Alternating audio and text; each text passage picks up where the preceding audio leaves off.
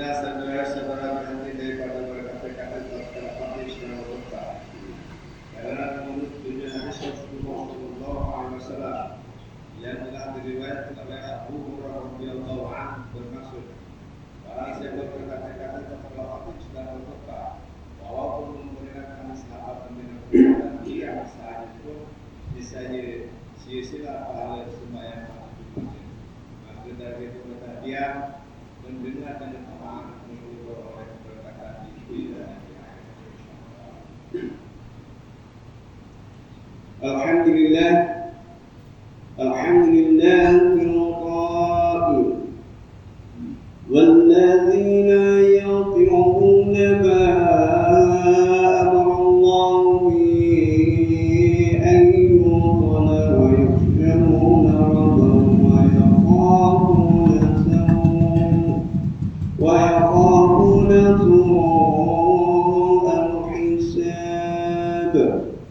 Asyhadu an la ilaha illallah wahdahu la syarika lah wa asyhadu anna sayyidina Muhammadan 'abduhu wa rasuluh. Allahumma shalli wa sallim ala sayyidina Muhammad wa ala alihi wa ashabihi ajma'in. Amma ba'd. Fa ya 'ibadallah ittaqullah usikum wa iyaya bitaqwallahi faqad fazal muttaqun. Qala Allah ta'ala fi kitabihi al-'aziz. Ya ayyuhalladzina amanu athi'u Allah wa athi'u ar-rasul wa ulil amri minkum. Fa in tanaza'tum fi shay'in farudduhu ila Allah wa ar-rasul in kuntum tu'minuna billahi wal yawmil akhir. Dzalika khairun wa ahsanu ta'wila. Surah An-Nisa ayat 29 yang bermaksud, wahai orang yang beriman, taatlah kamu kepada Allah dan taatlah kamu kepada Rasulullah dan kepada ulil amri, yaitu orang yang berkuasa daripada kalangan kamu. Kemudian jika kamu berbantah-bantah yang perselisihan dalam sesuatu perkara, maka hendaklah kamu mengembalikannya kepada kita Allah, yaitu Al-Quran dan As-Sunnah Rasulnya, jika kamu benar-benar beriman kepada Allah dan hari akhirat. Yang demikian adalah lebih baik bagi kamu dan lebih elok pula kesudahannya. Sidang umat yang dirahmati Allah sekalian, marilah kita meningkatkan rasa takwa kita kepada Allah Subhanahu wa taala dengan bersungguh-sungguh melaksanakan segala perintahnya dan meninggalkan segala larangannya. Mudah-mudahan ketakwaan yang dibina mampu untuk membentuk semangat juang yang tinggi demi mempertahankan kedaulatan negeri dan negara yang kita cintai ini. Ibadah pada hari ini akan menyentuh berkenan tajuk menjadi insan yang berjiwa besar. Sidang umat yang dirahmati Allah sekalian, sebelum kedatangan Rasulullah SAW, masyarakat Arab Jahiliyah terkenal dengan budaya kehidupan yang menyimpang jauh daripada nilai kemanusiaan. Mereka mengamalkan budaya hidup yang penuh kehinaan dan mengikut hawa nafsu. Namun kesemua itu telah dibersihkan oleh Allah Subhanahu wa taala dengan lahirnya baginda Rasulullah sallallahu alaihi wasallam. Baginda Nabi sallallahu alaihi wasallam telah membentuk suatu masyarakat yang saling menghormati dan bersifat kemanusiaan. Firman Allah Subhanahu wa taala dalam surah Al-Ra'd ayat 21 yang dibacakan pada awal khutbah tadi yang bermaksud, dan orang yang menghubungkan apa-apa yang diperintahkan oleh Allah supaya dihubungkan, dan mereka takut kepada Tuhan mereka dan takut kepada hisab yang buruk pada hari kiamat. Ma'asyiral muslimin rahimakumullah. Peristiwa pembukaan kota Mekah pada tahun ke-8 Hijrah adalah merupakan sebuah peristiwa yang membawa arti kemerdekaan yang sebenar. Orang Islam telah berjaya memasuki kota Mekah tanpa tentangan dari orang-orang Quraisy. Apabila Rasulullah SAW memasuki kota suci itu, baginda bertindak menghancurkan berhala di sekeliling Ka'bah sebagai simbol berakhirnya perbuatan syirik di kota Mekah. Terdapat beberapa hikmah dan pengajaran yang besar daripada peristiwa pembukaan kota Mekah yang kita boleh ambil. Pertama, ketika mendatangani perjanjian Al-Hudaybiyah, Rasulullah SAW dan kaum muslimin berada dalam keadaan yang kuat. Namun orang Islam sangat menghormati perjanjian tersebut dan tidak mencabulinya. Akan tetapi apabila perjanjian itu dikhianati, maka Rasulullah SAW segera mengambil tindakan yang tegas terhadap pihak yang mengkhianatinya. Tindakan ini melihatkan Islam adalah agama yang tegas dan berpegang kepadanya. Kedua, tindakan Rasulullah SAW memberi kemaafan kepada orang-orang kafir Quraisy ketika pembukaan Mekah adalah suatu langkah yang terpuji. Tindakan ini dapat menarik perhatian mereka kepada keindahan ajaran Islam. Walaupun sebelum ini orang-orang kafir menyiksa dan membunuh orang Islam, akan tetapi sifat kasih sayang yang diajarkan oleh baginda Rasulullah SAW sangat membekas dalam jiwa orang Islam. Hal ini menunjukkan Islam sangat adil dan tidak memperlakukan musuhnya sesuka hati. Akhirnya orang-orang kafir yang diberikan kemaafan itu tidak lagi memusuhi Rasulullah SAW dan para sahabat. Bahkan mereka memeluk agama Islam secara beramai-ramai. Ini dijelaskan dalam firman Allah Subhanahu wa taala dalam surah An-Nahl ayat 1. Bismillahirrahmanirrahim. Idza jaa amrullahi wal fath wa ra'aitan nasa yadkhuluna fi dinillahi afwaja fasabbih bihamdi rabbika wastaghfir innahu kana tawwaba. Yang bermaksud, apabila telah datang pertolongan Allah dan kemenangan semasa kamu wahai Muhammad berjaya menguasai Mekah dan kamu melihat manusia masuk dalam agama Allah beramai-ramai, maka bertasbihlah dengan memuji Tuhanmu dan mohonlah ampun kepadanya. Sesungguhnya Dia sangat menerima doa. Saudara-saudaraku sidang hadirin yang dirahmati Allah SWT, peristiwa pembukaan kota Mekah ini adalah merupakan contoh terbaik di dalam sejarah Islam. Rasulullah SAW telah berjaya memerdekakan umat manusia daripada zaman kegelapan kepada cahaya kebenaran. Jiwa umat Islam berjaya dibersihkan daripada perbuatan kufur dan mengubah mereka kepada nilai ajaran Islam yang benar. Peristiwa ini mengajar kepada kita bahwa makna sebenar kemerdekaan yang hakiki bukanlah terletak pada hal-hal yang berbentuk kebenaran. Kemerdekaan yang hakiki adalah apabila sesuatu negeri dan negara itu memiliki penduduk dan rakyat yang berjiwa besar dan berpegang teguh kepada akidah dan ajaran yang lurus. Hal ini berbeza jika dibandingkan dengan sesetengah negara yang mempunyai bandar yang besar, penduduk yang ramai, dan bangunan-bangunan yang tinggi. Akan tetapi di sebalik bangunan tersebut dipenuhi dengan maksiat, penagihan dana, pelacuran, rasuah, dan pengangguran yang tidak terkawal.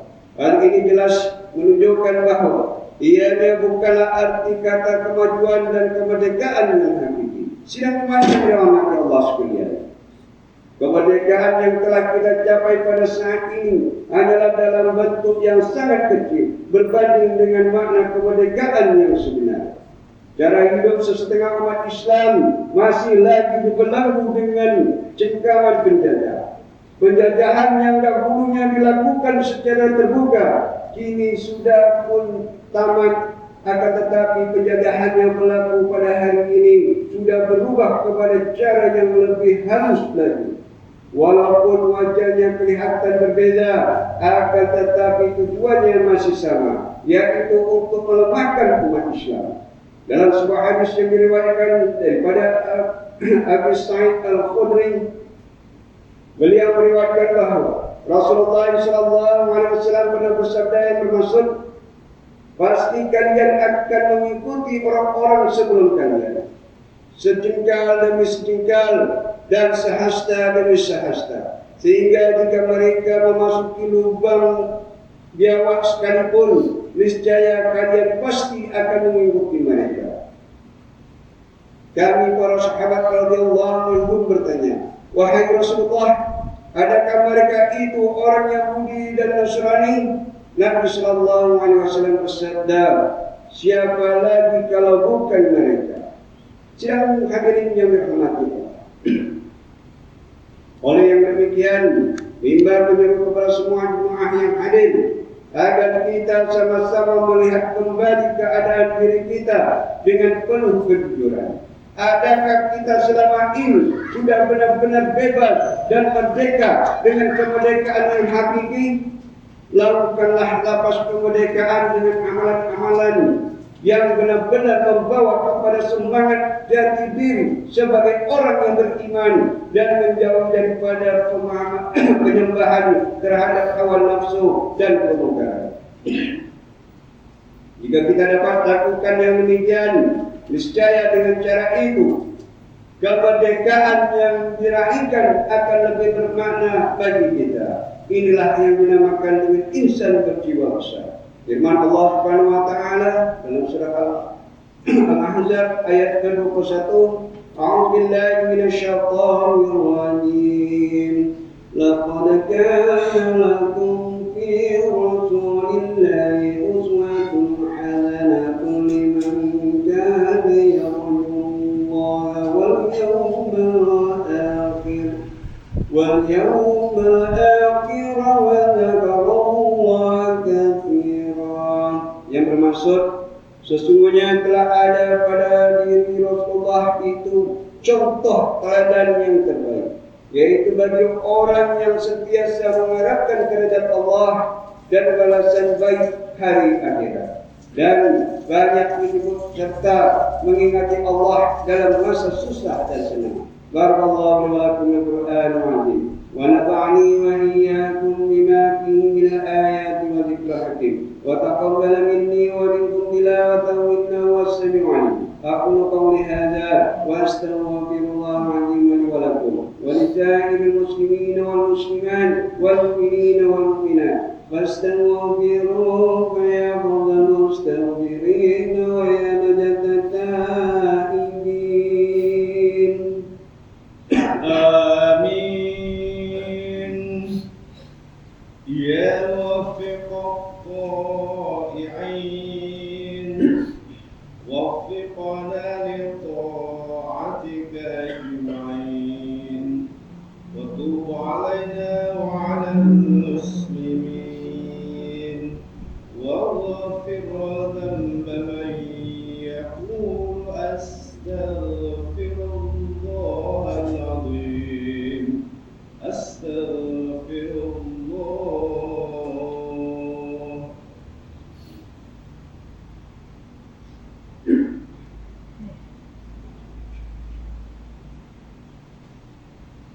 Alhamdulillah hamdan katsiran kama amara. Asyhadu an la ilaha illallah wahdahu la syarika lah, iqraran bi rububiyyatihi wa idhaman liman jahada bihi wa kafara. Wa asyhadu anna sayyidina Muhammadan sayyidul bashar sallallahu alaihi wasallam ala sayyidina Muhammadin wa ala alihi wa sahbihi wa tasawwara ainun bi nadari wa rasulun al-khabar.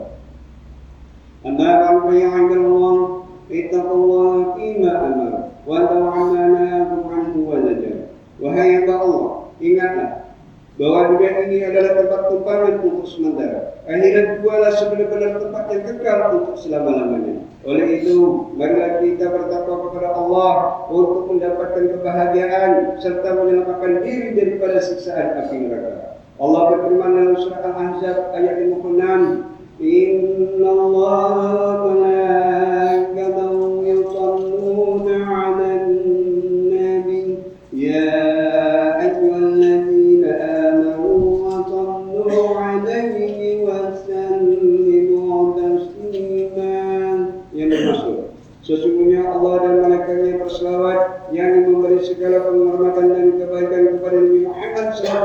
alaihi wasallam. Wahai orang yang beriman, berselawatlah kamu kepadanya serta ucapkanlah salam sejahtera dengan penghormatan yang sepenuhnya. Allahumma shalli wa sallim ala sayyidina Muhammad wa ala ali sayyidina wa maulana Muhammad.